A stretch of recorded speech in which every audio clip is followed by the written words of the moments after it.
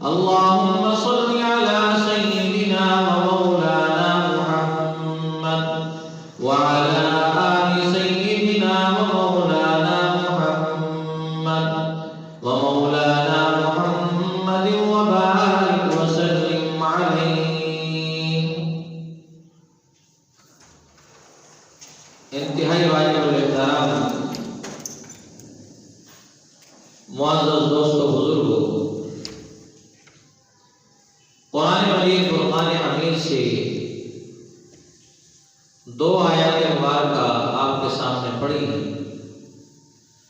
دعا ہے اللہ جل جلالہ محمد نوالہ حق سچ کہنے کی توفیق نصیب فرمائے.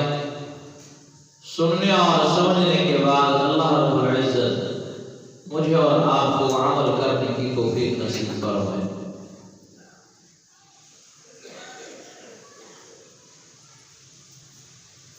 آج دنیا میں انسان اور اس کی فطری حالت عجیب ہے.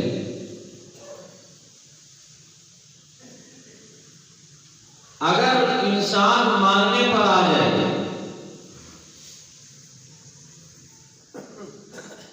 تو وہ بتوں کو خدا مان لیتا ہے، پتھروں کے سامنے سجدہ شروع کر دیتا ہے. ماننے پر آئے تو مورتیوں کے سامنے جھک جانا شروع کر دیتا ہے. ماننے پر آئے تو ہاتھ سے بنے جھوٹے خداؤں کے سامنے سجدہ کرنا شروع کر دیتا ہے. ماننے پر آئے تو اپنے ہی جیسے انسانوں کے سامنے جھکنا شروع کر دیتا ہے. اور انکار کرنے پر آئے تو یہی انسان اس وحدہ لا شریک کا بھی انکار کرنے سے نہیں ٹلتا جس نے انسان کو اپنے ہاتھ سے بنایا، جس نے اس کو وجود بخشا، جو پارا نہار ہے، جو قادر مطلق ہے، اس ذات کا بھی انکار کرنے سے نہیں ٹلتا. اور انسان انکار کرنے پر آئے تو رحمت کائنات جناب رسول اللہ صلی اللہ علیہ وسلم جیسی عظیم شخصیت جو ہادی عالم ہے، کائنات کے لیے ہدایت کا ذریعہ بنا کر اس کو بھیجا، اس کا انکار کر دیتے ہیں. انکار کرنے پر اتر آئے تو حضور کریم صلی اللہ علیہ وسلم کی پسندیدہ اور پیاری اور محبت والی سچے عاشق رسول اصحاب پیغمبر صلی اللہ علیہ وسلم کا انکار کر دیتا ہے. اس دور میں بھی وہ فتنہ موجود ہے جو حضور کریم صلی اللہ علیہ وسلم کی پیاری اور لاڈلی جماعت اور محبوب ترین جماعت جو منتخب خداوندی ہے اس کا انکار، اور پھر خاص طور پر خلفائے راشدین کا انکار، اور پھر ان میں سے شیخین یعنی ابو بکر و عمر رضی اللہ تعالی عنہما کا انکار، اور پھر حضرت ابو بکر صدیق رضی اللہ تعالی عنہ جو رسول اللہ صلی اللہ علیہ وسلم کے ہر غم و مشکل میں، ہر گھڑی میں آپ کے ساتھ کھڑے ہیں. اس کو بھی اس فتنہ پردار لوگوں نے نہیں چھوڑا، حتیٰ کہ صرف انکار ہی نہیں بلکہ رسول اللہ صلی اللہ علیہ وسلم کی اس جماعت کا ایسا غیر اور ان کے ساتھ ایسا رویہ اختیار کیا ہے جو کسی بدترین جانور کے ساتھ بھی اختیار نہیں کیا جاتا. اور اس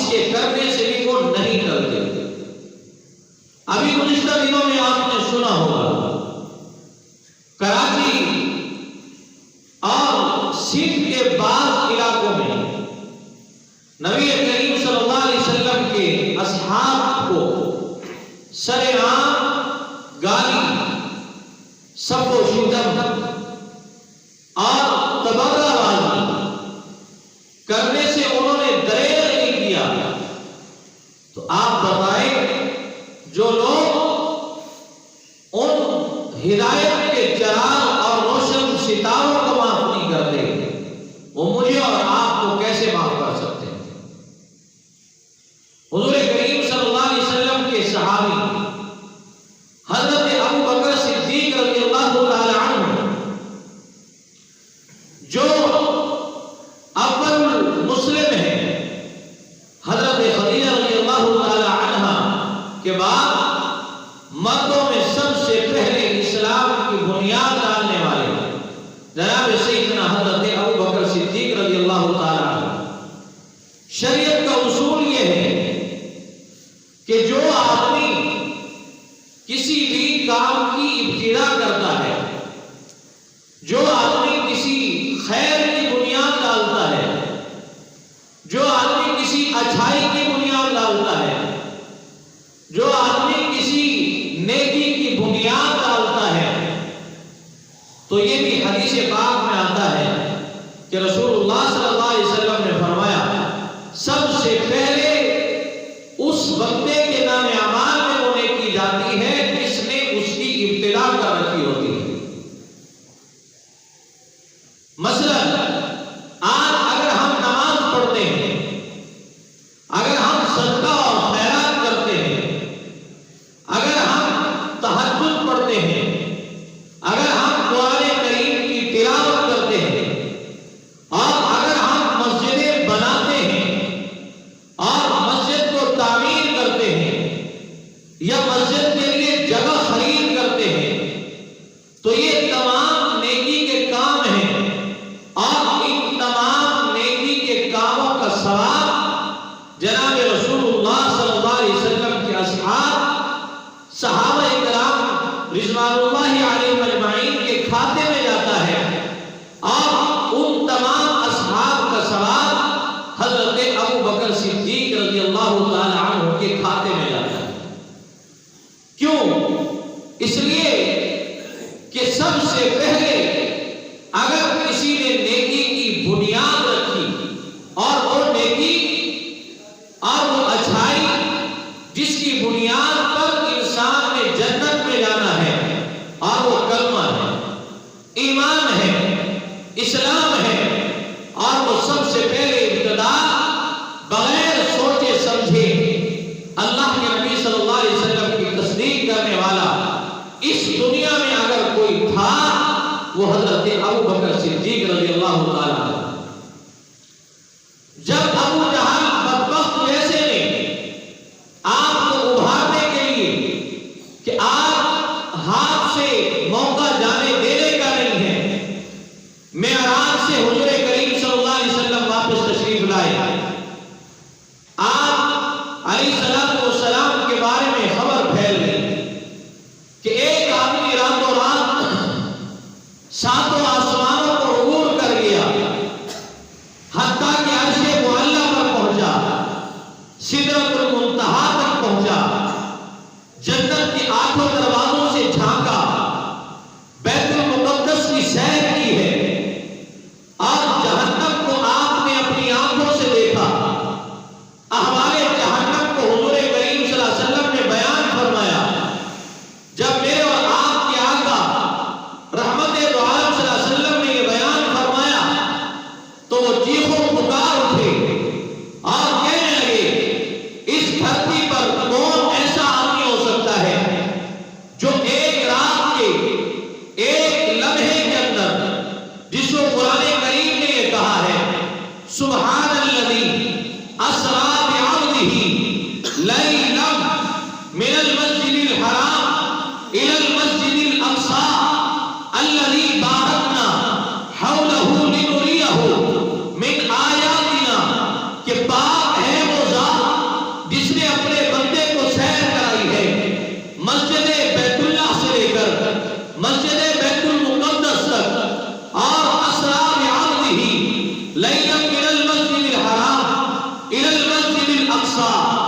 الذی بارکنا حولہ، جس نے اپنی بابرکت چیزیں اس کے ارد گرد ڈالی، ونریہ من آیاتنا،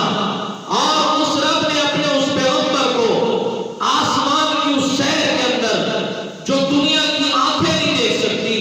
جو میں اور آپ اپنی آنکھوں سے نہیں دیکھ سکتے، جو میں اور آپ اپنے دل سے تصور نہیں کر سکتے، جو عام انسانوں کے دیکھنے کی بس کی بات نہیں ہے، بلکہ اس سے بڑھ کر جہاں پر فرشتوں کی رسائی بھی ناممکن ہو چکی ہے، جہاں جبریل نہیں جا سکتا، میکائیل نہیں جا سکتا، اسرافیل نہیں جا سکتا، اسرائیل نہ پہنچ سکا، اس جگہ تک میرے اور آپ کے آقا رحمت دو عالم صلی اللہ علیہ وسلم پہنچے ہیں، اور جب اس مقام تک میرے اور آپ کے نبی پہنچے، واپس آئے، اور جب واپس آنے پر مکہ میں کوہرام مچ گیا کہ ایک آدمی اتنا بڑا جھوٹ بولتا ہے جو یہ کہتا ہے کہ میں آسمانوں پر گیا، بیت المقدس میں گیا، جنت کی سیر کی ہے، جنتی لوگوں سے بات کی ہے، جہنم کو دیکھا ہے، جہنم کے احوال کو پرکھا ہے، اور زمین پر آ کر کہتا ہے کہ میں نے اتنی سی دیر کے اندر یہ سیر کی، وہ مذاق اڑا رہے ہیں، اور ایک تنے تنہا جس نے اس میدان کارزار کے اندر اگر اپنے دل و جان سے اپنے پیغمبر کی بات کو تسلیم کیا تو صدیق پوچھتا گیا کہ بتاؤ ایسا کون کر سکتا ہے؟ وہ کہنے لگے پہلے آپ بتائیں کہ کوئی آدمی ایسا دنیا میں ہے جو اتنی جلدی اتنی تیزی کے ساتھ یوں جائے اور پھر رات کے اسی فرد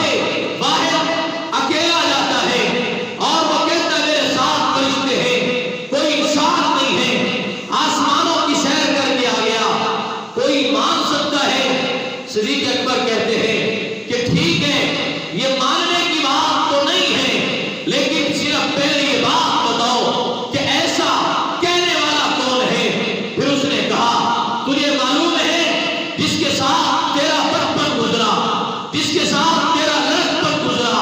جس کے ساتھ تیری سفر کی زندگی گزری، جس کو تو نے اپنے ساتھ تجارت میں رکھا، جس نے تیرے ساتھ کاروبار کیے، جس کے ساتھ تو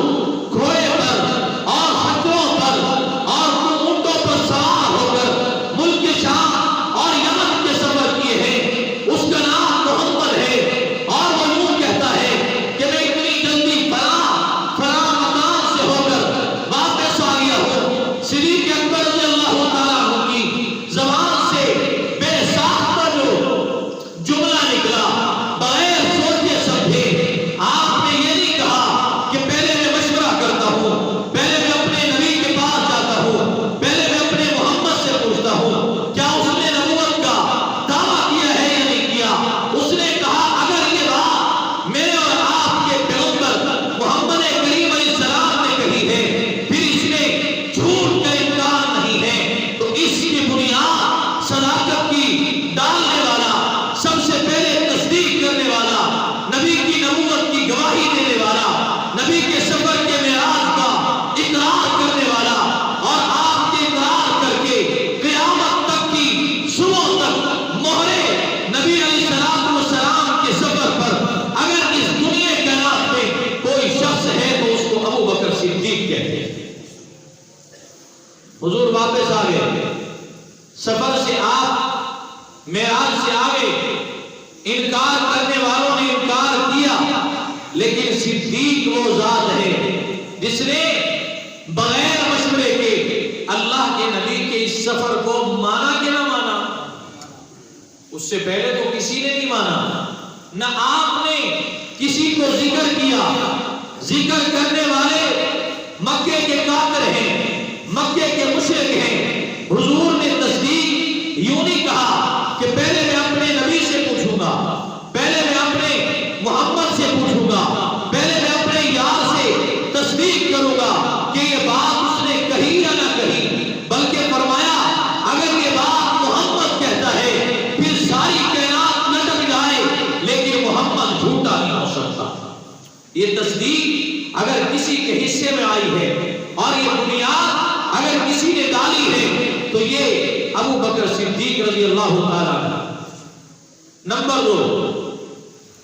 کلمہ۔ اگر میں اور آپ کلمہ پڑھتے ہیں، صحابہ کرام نے بعد میں کلمہ پڑھا، تو اسلام کی بنیاد میں اور کلمے کی بنیاد میں حضرت ابو بکر صدیق رضی اللہ تعالیٰ عنہ ہیں۔ گویا یوں کہو کہ اگر کوئی مسجد بناتا ہے، مسجد میں کسی نے 10 دیے، مسجد میں کسی نے 10 لاکھ دیا، مسجد میں کسی نے 1 اینٹ لگائی تو سب نے ہیں،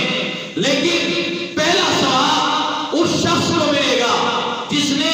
اس کی بنیاد رکھی اور اس کی بنیاد کے لیے سنگ بنیاد بنا۔ تو اگر کوئی سنگ بنیاد بنا ہے تو وہ ابو بکر صدیق ہے اسلام۔ تو سنگ بنیاد کا ہی اگر انکار کر دیا جائے، آپ کو تو لائٹیں نظر آ رہی ہیں کہ مسجد محمدیہ بڑی خوبصورت بن گئی، یہ بڑی عالی شان بن گئی، لیکن اس کے پیچھے محنت کیا ہے، اس کے پیچھے کس کا خون پسینہ ہے، اس کے پیچھے کس کا اخلاص ہے، اس کا کسی کو علم نہیں ہے۔ صرف ہمیں تو یہ نظر آ رہا ہے کہ اتنی عالی شان بن گئی۔ اسلام ہم نے اگر دیکھا ہے تو پھولا اور پھلا دیکھا ہے۔ صدیق وہ ہے جس نے اسلام کو اس حالت میں دیکھا جب اسلام کا نام لینا جرم تھا۔ صدیق وہ انسان ہے جب اس نے اسلام کا نام لیا، مکہ کی دھرتی پر توحید کا نام لینا جرم تھا، مکہ کی دھرتی پر لا الہ الا اللہ کہنا جرم تھا،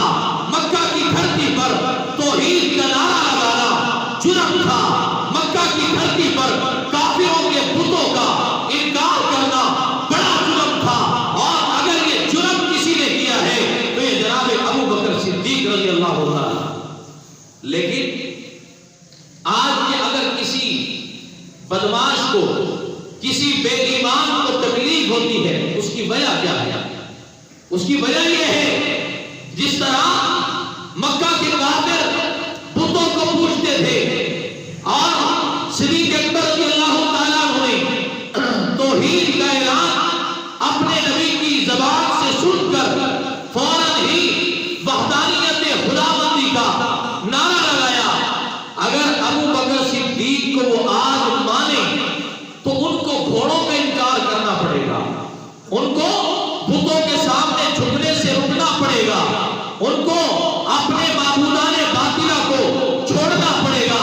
جن جھوٹے خداؤں کے سامنے جھکتے ہیں ان کا انکار کرنا پڑے گا۔ اس لیے وہ کہتا ہے کہ جو اسلام کی سنگ بنیاد ابو بکر صدیق ہے، جب میں اس کا انکار کر دوں گا، چاہے میں پھر گھوڑے کو پوجوں، چاہے میں مورتیوں کو پوجوں، چاہے پتھر کو سامنے رکھوں، چاہے میں جھوٹے خداؤں کو سامنے رکھوں، پھر مجھے کون کچھ کہہ سکتا ہے؟ اس لیے میں نے حملہ وہاں پر کر لیا جہاں سے اسلام کی بنیاد چلی۔ تو ابو بکر صدیق رضی اللہ تعالیٰ اسلام کی بنیاد رکھنے والے۔ عرض یہ کر رہا ہوں وہ پہلے کام جو کس نے کیے؟ ابو بکر صدیق نے۔ تصدیق پہلے نمبر پر اگر کسی نے کی ہے میرے اور آپ کے نبی کی تو وہ کون ہے؟ بولو نا زور سے، وہ کون ہے؟ ابو بکر صدیق ہے۔ اگر کسی نے اس زمین کی دھرتی پر مردوں میں سے کلمہ پڑھا ہے، اس نبی کے